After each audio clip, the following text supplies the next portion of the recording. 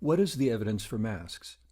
Let's look at the concept of using a mask for protection from COVID-19 and the resistance to that approach. Let's begin, though, with a clarification of what masks are intended to do, a description of how the virus is transmitted, and the different types of masks and what they can and cannot do. Then, we'll review the evidence to date. In closing, we'll examine the effects of the proposed approach to forego any protection and allow everyone who isn't at high risk to be exposed to produce herd immunity. You can't begin a discussion or come to a conclusion about masks without knowing the answer to first, what is the purpose of wearing a mask? Because it's not intended to trap the virus. It is intended to attenuate forward movement of droplets and aerosols by decelerating forward propulsion and redirecting these to a backward and upward or downward direction while again attenuating the amount of dispersion. Next, what is the mode of transmission? Aerosols and droplet transmission occurs primarily through speaking, coughing, sneezing, etc. However, self-contamination of the conjunctiva and/or nasal mucosa occurs through contact transmission via an infected individual, through direct exposure to droplets, or indirectly through contact with a fomite surface.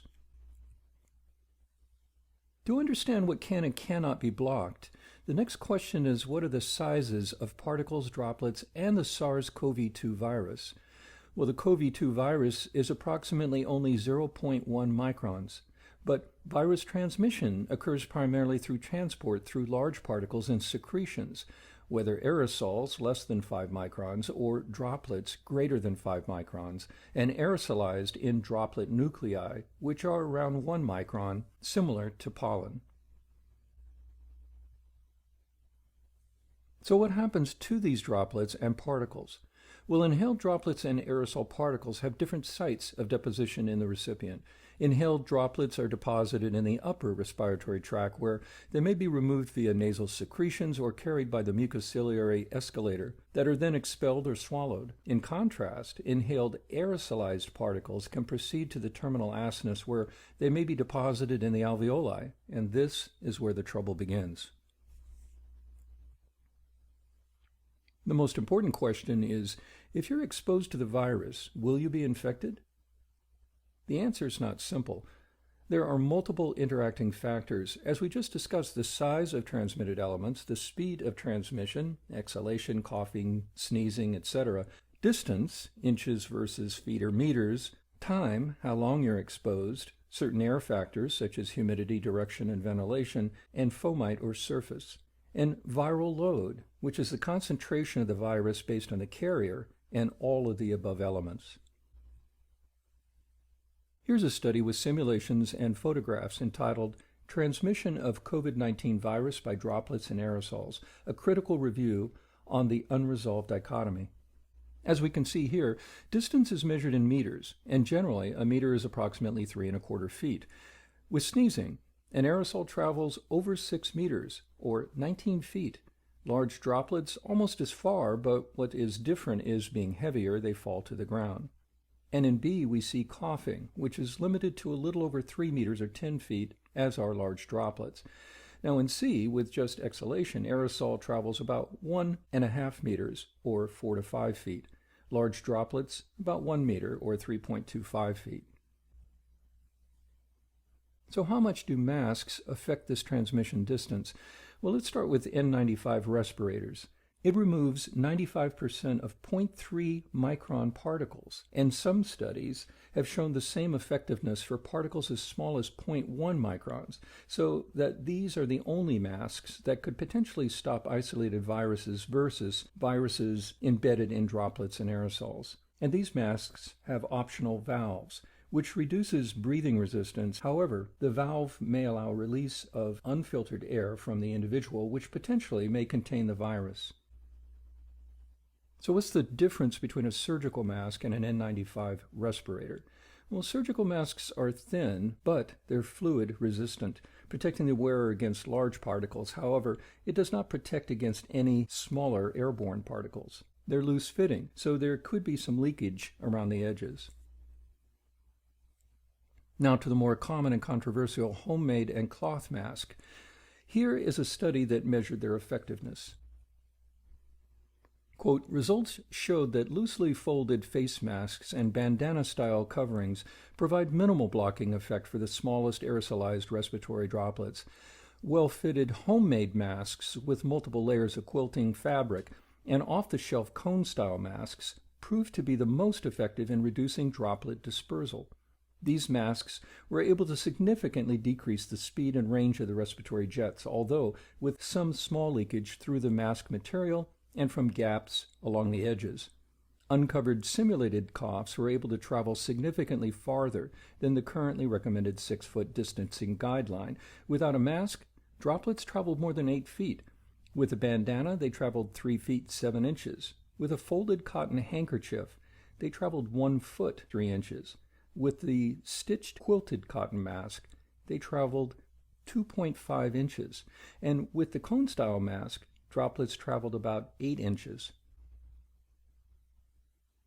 So are there any studies indicating a difference in infection rates in areas where masks are used? Well, here are 2 studies that indicate an effect. In this study, mandating face mask use in public is associated with a decline in the daily COVID-19 growth rate by 2 percentage points over 21 or more days after state face mask orders were signed. Estimates suggest that as a result of the implementation of these mandates, more than 200,000 COVID-19 cases were averted by May 22, 2020. And in this comparison study, quote, in countries where cultural norms or government policies supporting public mask wearing, per capita coronavirus mortality increased on average by just 8% each week, as compared with 54% each week in remaining countries. Their conclusions? Societal norms and government policies supporting the wearing of masks by the public, as well as international travel controls, are independently associated with lower per capita mortality from COVID-19, unquote. So why are so many against wearing masks? To understand this, we must first look at how we make decisions as humans when there is insufficient evidence, and then let's explore the consequences of a decision to forego any protection and allow everyone who isn't at high risk to be exposed to produce herd immunity. How do we make decisions when we don't have enough information? The term is called a heuristic, and we use it every day. A heuristic is a, quote, mental shortcut that allows people to solve problems and make judgments quickly and efficiently. These rule-of-thumb strategies shorten decision-making time and allow people to function without constantly stopping to think about their next course of action. Heuristics are helpful in many situations, but they can also lead to cognitive biases, unquote. Heuristics are based often on common sense, but heuristics are often grounded in beliefs, which may be influenced by a number of factors. You would not normally think twice about whether to run across a busy freeway to get to the other side out of convenience when stranded on the freeway rather than walk a quarter mile to the next on-ramp. Although it's inconvenient, the risk-benefit heuristic is in effect. And perhaps you could give an example of someone who had survived running across the freeway, but is that enough to change the common sense heuristic not to? So what's different with masks? It's possibly a mismatch calculation of risk to benefit, and most importantly, the previous example considers only the individual risk versus the risk to others. With masks, it appears the heuristic has changed. No one would have in the past questioned wearing a mask to protect others from getting their disease, but when everyone is requested or required to, it becomes a different heuristic for some. Now it's an inconvenience or a violation of freedom for the individual, and they then use a heuristic approach that says, there's no proof, so why should I have to? And if you're a conspiracy theorist, you go into hyperbolic defense and say, the government is trying to control you. But when that thinking occurs, part of the heuristic is erased or neutralized, the common sense component. Even though I could rhetorically set up a scenario as common sense proof, if that's your line of thinking, you may still decide to ignore that common sense. Here it is. Stand in front of a mirror and cough, sneeze, or shout, and see what appears on the mirror. Repeat while holding your shirt over your mouth, or perhaps even a mask. Now what appears on the mirror? And interestingly enough, as we have seen, even though many simulations have demonstrated the significant reduction in aerosol spray when coughing, sneezing, or shouting, it isn't enough if your heuristic is common sense anemic. The government can't make me because it's my right to choose. And masks need to be 100% protective before I'll wear one. Well, let's look at both of these arguments. I often now see on social media posts that the government is gradually stripping away our rights, our freedom, and they're referring to masks. Yep, they've started with speed limits, then how much alcohol you could drink when you're driving, then seatbelts, then helmets for motorcyclists, and then they attacked smokers by restricting them to designated only areas. To simply have control? How about instead that all of these public health initiatives were based on evidence that led to an effort to protect the public by restricting or mandating activities for individuals who simply don't believe or care about the consequences enough to do it voluntarily? For example, motorcyclists claim if they die in an accident, that's their right. Unfortunately, if they are involved with another vehicle, that individual lives with that image the rest of their life, which affects their families and, of course, the motorcyclist's family. So you can't often restrict the effect of your individual decision to you only, not to mention the added cost to the healthcare system. Many of you have never known a time without these restrictions or laws and accept them for what they are, an attempt to save lives and healthcare dollars. But I grew up during these times, and the resistance was as intense as that to mask wearing is now. The difference is the effect of not following the requirement was more often limited to the individual, unlike the spread of an infectious disease. Smokers, for example, claimed they were being targeted. Why? They had no real reason. Their arguments, if it went that far, were that most smokers don't die of lung cancer and that they knew someone, maybe their grandmother, who smoked every day of their life and lived to 92. And in fact, only 10 to 15% of smokers develop lung cancer, although they often die of other smoking-related causes like heart disease, stroke, or emphysema. This argument immediately reveals that for those who want to fight public health mandates, statistics are only accepted if they support their opinion, and a single story for these individuals is equal to or more true than a study or group of studies. What this argument about your grandmother reveals is that you don't understand science. Scientific studies, specifically epidemiological studies, look for the average and range of effect of a risk factor compared to those without that risk factor and the proportion of those in each group who develop the disease. This will average in your grandmother with the vast majority of others who get lung cancer or other cancers. Well, secondly, look at the other statistics and then argue your case. So if the majority of smokers do not get lung cancer, why not smoke? Smoking accounts for 30% of all cancer deaths and 87% of lung cancer deaths. The risk of developing lung cancer is about 23 times higher in male smokers compared to non-smokers, and smoking is associated with an increased risk of as many as 15 types of cancer. Smoking causes millions of deaths worldwide. The bottom line, in the Journal of the American Medical Association in 2008, they found that 64% of nurses who smoked died from smoking-related causes. And you might know one of the 36% who did not. That doesn't change the statistic that the life expectancy for a smoker in the United States is about 64, which is 14 years shorter than the national average. And this doesn't even account for the effects of secondhand smoke, not the choice of the receiver.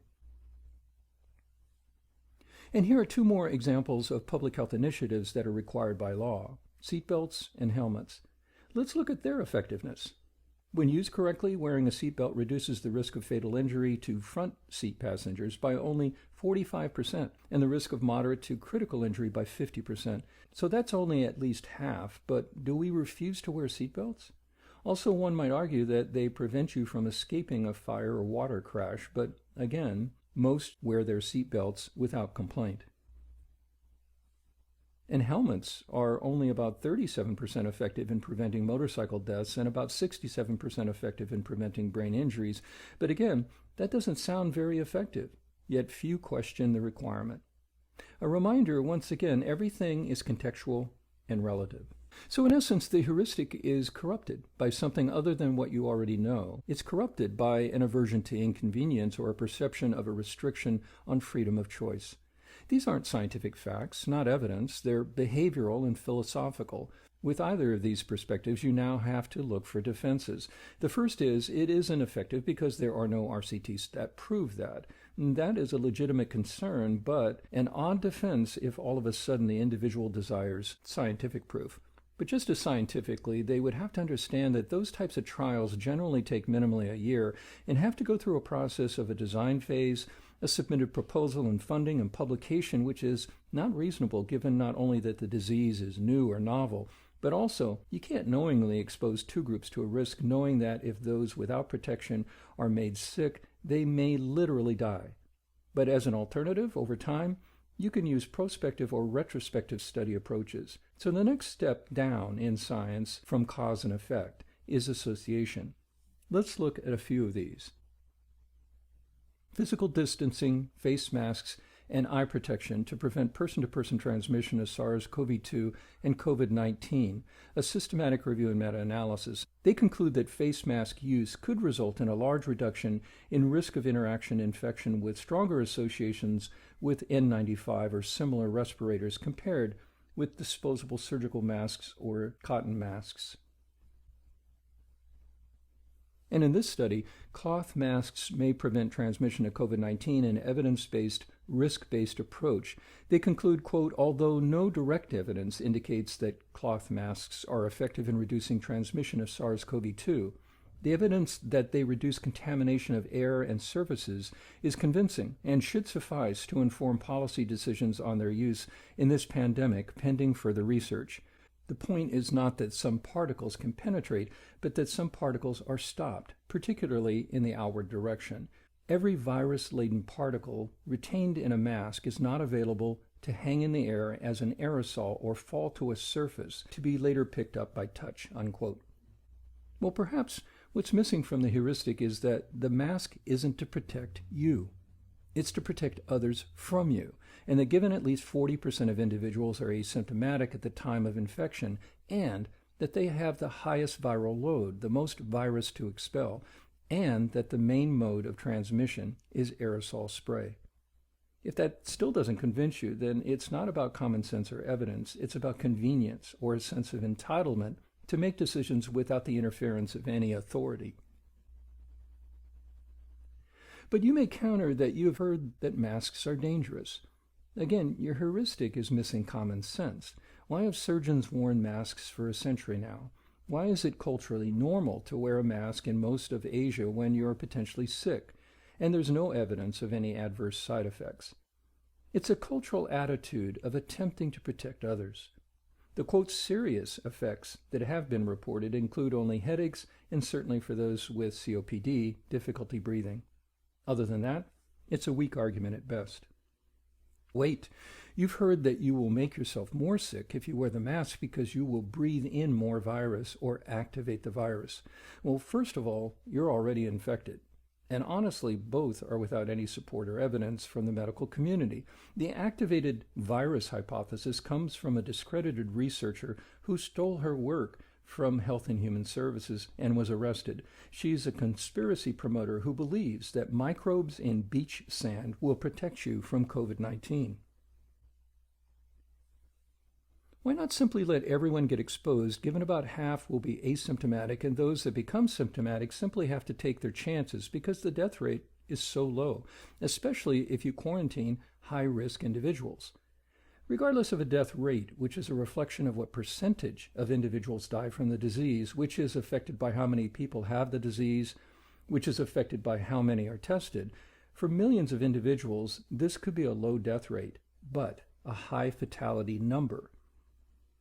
So the human equation must also include how many people actually died. And as of today, it's over 180,000, and it's projected to be over 225,000 by year's end. And remember, the flu kills on average 40 to 60,000 individuals, and that's over a full year, not over 8 months. You counter with this with the suspicion that the number is inflated because you've heard hospitals are supposed to list COVID-19 as the cause of death if someone dies and has tested positive. And this is partially true, which is if they have had a predisposing condition and have had COVID-19 and die of respiratory failure or sepsis, the proximate or immediate cause is COVID-19. Ask yourself, do you think that the individual with that disease, say COPD or congestive heart failure or some immunological disease, would have died if they had not been infected with COVID-19, or that COVID-19 played no part in their death? I think you know the answer. So this is not a reasonable argument. But let's give it a try. The big experiment. At least that's what the most recently appointed medical doctor to the coronavirus task force wants us to do. Well, first recognize that the two leading infectious disease experts who contradicted or criticized the current administration's approach have been neutralized and replaced with a sycophant. He feels that everyone who isn't at high risk should be exposed to increased herd immunity, and because very few children die from COVID-19, we could end the lockdown approach. Let's look at the consequences of what appears to be a rational approach. Let's first calculate how many individuals in the U.S. would qualify for being at high risk. Well, we'd have to start with seniors, of course, and when we look at the other predisposing factors of getting the disease and having a worse outcome, we have to include being obese, having diabetes, having COPD, and having cardiovascular disease. Of course, this overlaps with the senior groups, so we need to subtract that out of each of these groups, and even some overlap for each group itself, meaning you could have not only a senior with diabetes, but also likely a senior with diabetes who's overweight or obese. Still, the approximation is likely close. Here we see that there are 55 million seniors in the U.S., 70 million obese, 34 million diabetics, and 16 million with COPD. But we have to subtract out the seniors. So for obesity, we subtract out 11.5, for diabetes, 14, for COPD, 8. This leaves us with 60 million obese adults who are not seniors, 20 million diabetics who are not seniors, and 8 million patients with COPD who are not seniors, for a total of 88 million. And now we add in the count for the seniors, 55 million, for a total of 143 million. That's about 44% of the U.S. population. Of course, this doesn't include the poor, those with no access, those with immune disorders, those immunocompromised due to medications like corticosteroids, TNF inhibitors, chemotherapy, anti-rejection meds, etc. But of course, this partially overlaps with the other groups. But given that the total of approximately 143 million would be in lockdown, how do you achieve herd immunity, which generally requires 90 to 95% exposure? At best, it would be 50%. And now, how long would it take for everyone to be exposed and develop the disease? So let's summarize. We know that the purpose is to protect each other from unknowingly spreading the virus because a significant percentage of infected individuals are asymptomatic, carrying the highest viral load. The evidence first is simply the heuristic of past experience and that of common sense that if you obstruct airflow, it will decrease forward movement. And the studies simulating these effects with or without masks have shown the assumption to be true. These are studies that show use of masks decrease the spread, examined here in the U.S. and in various countries. And although we didn't have time to discuss face shields, we can't ignore the other form of transmission, and that is being exposed to droplets through close proximity at a distance closer than a few feet, or exposure through contact with a fomite and then touching our face or eyes. This makes face shields an obvious need for those in close contact, so chiropractors literally need to protect themselves and then indirectly their patients by wearing a face shield when adjusting their patients. And finally, we know that the argument of the government not having the authority to enact public health initiatives that are enforceable laws is nonsense when we look at speed limits, seatbelts, helmets, and smoking bans, among others. All a restriction and control of individual behavior, but all in the interest of protecting others.